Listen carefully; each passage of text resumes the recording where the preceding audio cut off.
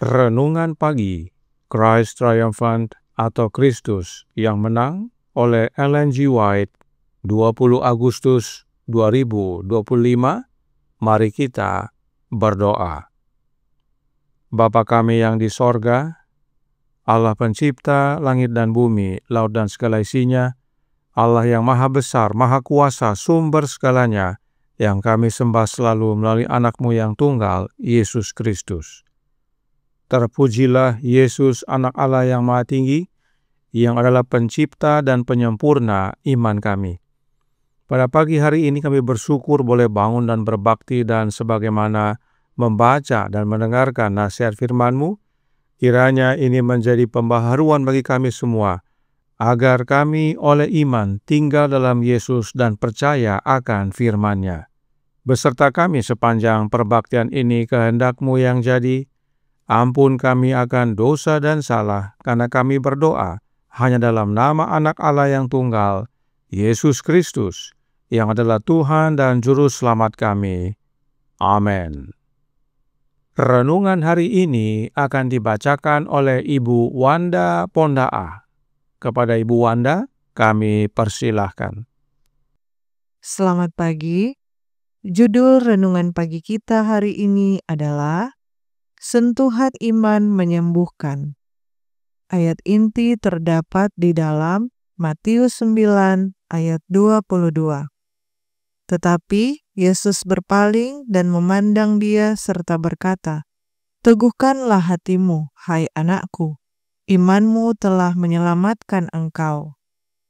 Setan adalah penghancur, Tuhan adalah pemulih.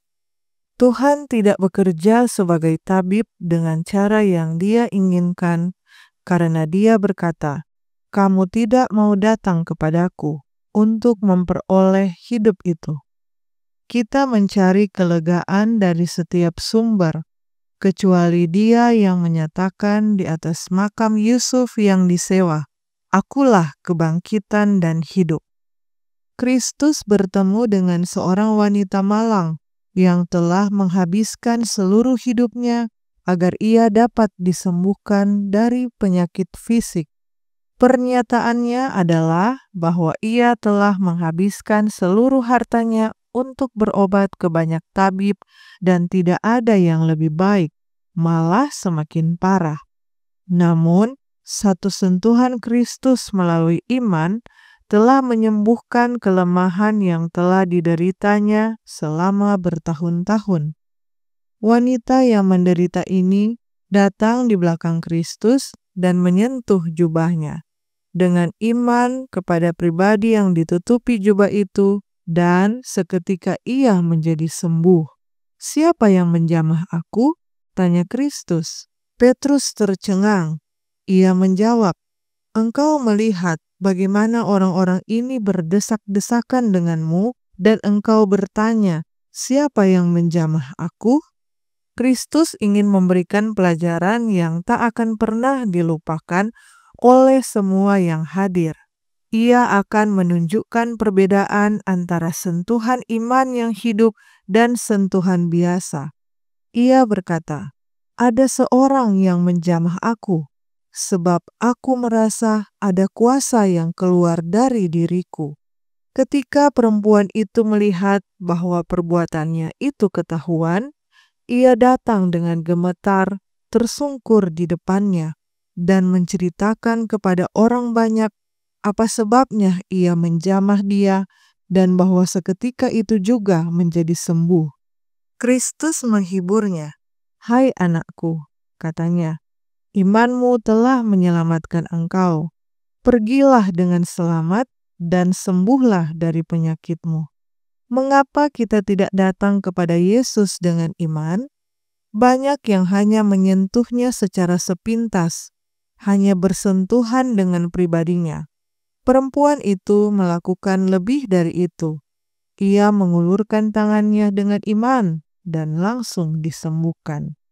Para sahabat kebenaran akan memuliakan Dia, Sang Pencipta dan Penyempurna iman mereka. Kristus akan membuktikan dirinya sebagai tabib dalam memulihkan tubuh maupun jiwa. Para pekerja bersama Allah akan memikul kuk bersama Kristus dan menempatkan diri mereka, jiwa, tubuh, dan roh dalam hubungan yang benar dengan Allah. Kehendak pria, wanita, dan anak-anak harus dilatih melalui kerjasama dengan Allah.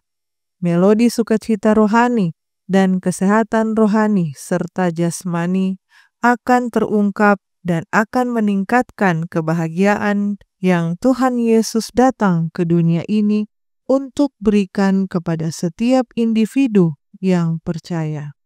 Dikutip dari Letter 106 tahun 1898.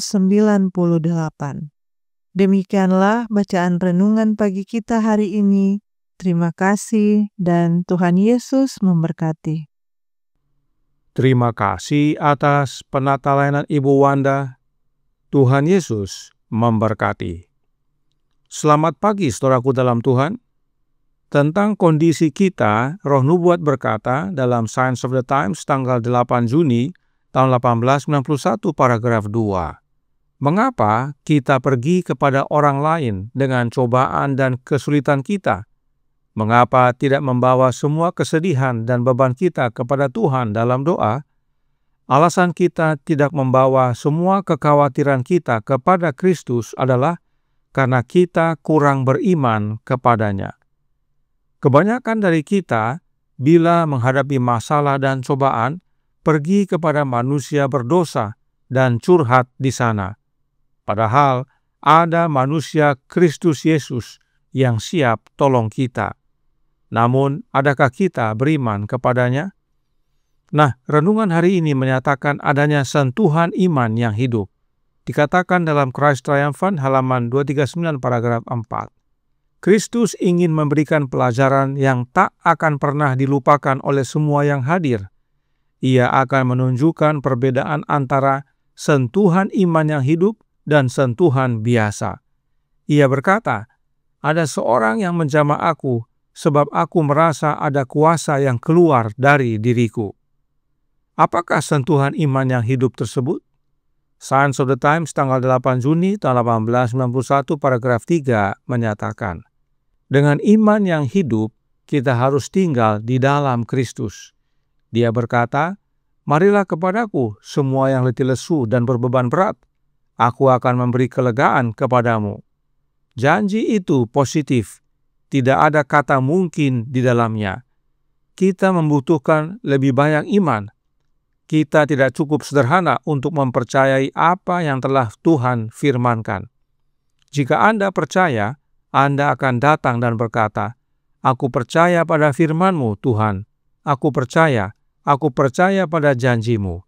Inilah iman yang hidup. Inilah pengalaman si perempuan yang mengalami pendarahan tersebut. Dia percaya kepada Yesus Sang Firman. Bagaimana caranya? Paulus berkata dalam Roma 10 ayat 17, "Jadi, iman timbul dari pendengaran, dan pendengaran oleh firman Kristus." Tentang perempuan tersebut, Markus menuliskan dalam Markus 5 ayat 27. Dia sudah mendengar berita-berita tentang Yesus. Maka di tengah-tengah orang banyak itu, dia mendekati Yesus dari belakang dan menjamah jubahnya. Si perempuan yang mengalami pendarahan selama 12 tahun itu telah mendengar tentang Yesus. Mendengar apa yang telah dia firmankan dan dia telah perbuat. Dan apa yang si perempuan dengar tentang Yesus tersebut, dia terima oleh iman. Itu sebabnya meski dia najis dan harus diasingkan, tetapi dia tetap datang dan berusaha untuk menjamah jubah Yesus. Itu sebabnya dia berkata dalam Matius 9 ayat 21, karena katanya dalam hatinya, asal ku jamah saja jubahnya, aku akan sembuh. Inilah iman yang hidup, dan karenanya Yesus dapat bedakan dari jamahan biasa. Sebab oleh iman yang hidup tersebut, kuasa keluar dari Yesus. Si wanita sudah mendengar bahwa ada kuasa yang keluar dari Yesus yang dapat menyembuhkan. Lukas menuliskan dalam Lukas 6 ayat 19. Dan semua orang banyak itu berusaha menjamah dia, karena ada kuasa yang keluar daripadanya, dan semua orang itu disembuhkannya. Inilah yang didengar oleh si perempuan yang mengalami pendarahan tersebut dalam pengasingannya. Sebab dia najis karena lelehan, dan apa yang dia dengar, dia percaya. Oleh iman, dia pergi kepada Yesus untuk berusaha menjamah Yesus, meskipun hanya ujung bawah jubahnya Yesus. Nah, kuasa apakah yang keluar dari Yesus? Ingat perkataan Yesus berikut ini dalam Yohanes 10 ayat 37 dan 38. Jikalau aku tidak melakukan pekerjaan-pekerjaan Bapa-Ku, janganlah percaya kepadaku. Tetapi jikalau aku melakukannya dan kamu tidak mau percaya kepadaku, percayalah akan pekerjaan-pekerjaan itu, supaya kamu boleh mengetahui dan mengerti bahwa Bapa di dalam aku dan aku di dalam Bapa. Yesus mengerjakan pekerjaan Bapanya, sebab Bapanya tinggal di dalam Yesus. Bapalah yang mengerjakannya. Itu sebabnya Yesus menyatakan dalam Yohanes 14 ayat 10 dan 11. Tidak percayakah engkau bahwa aku di dalam Bapa dan Bapa di dalam aku? Apa yang aku katakan kepadamu tidak aku katakan dari diriku sendiri, tetapi Bapa yang diam di dalam aku, dialah yang melakukan pekerjaannya. Percayalah kepadaku bahwa aku di dalam Bapa dan Bapa di dalam aku, atau setidak-tidaknya percayalah karena pekerjaan-pekerjaan itu sendiri.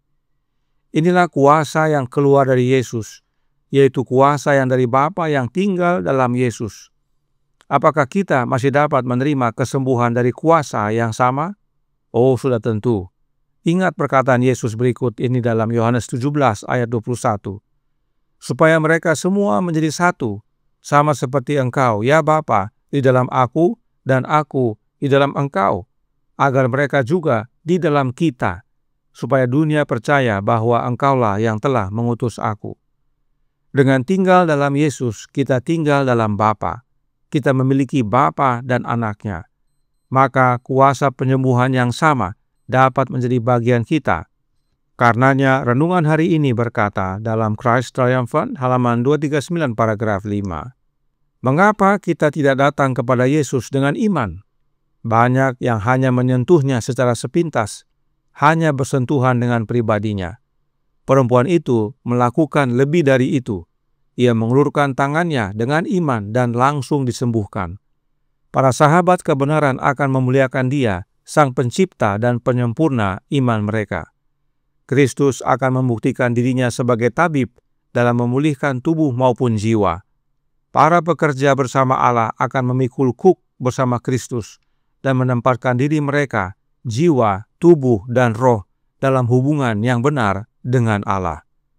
Dan satu-satunya memiliki hubungan yang benar dengan Allah adalah dengan tinggal dalam Yesus.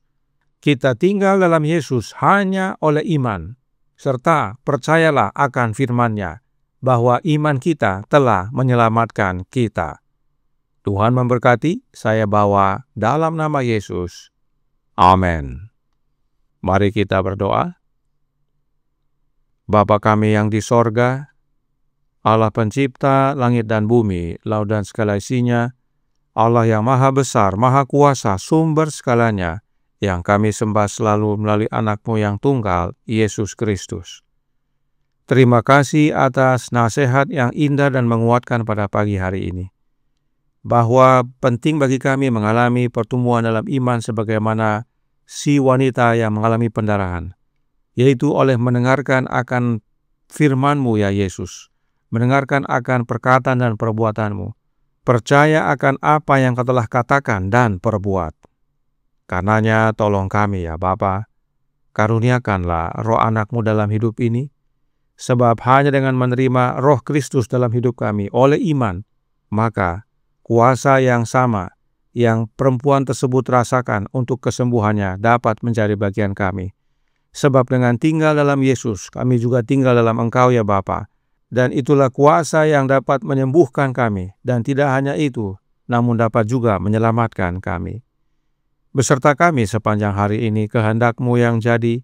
Ampun kami akan dosa dan salah, karena kami berdoa hanya dalam nama Anak Allah yang tunggal, Yesus Kristus, yang adalah Tuhan dan Juru Selamat kami. Amin.